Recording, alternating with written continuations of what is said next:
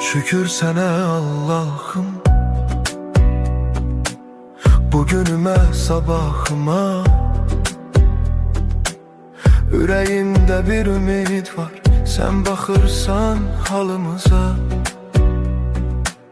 Şükür sənə Allah'ım,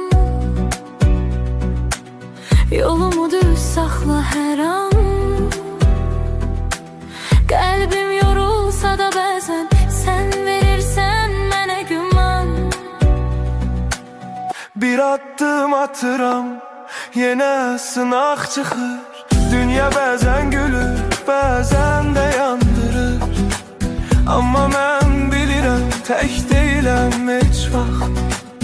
Sənin adın var içimdə, mənə yetər bu haqq. Evimə bərəkət, canıma səhət, qəlbimə təmizlik, dilimə məhəbbət. Hər kəs öz payını halal qazansın, Allahın nuru ilə qaranlıq dağılsın. Ya Rabbim gəncə güc ver, yaşlıya sən ver.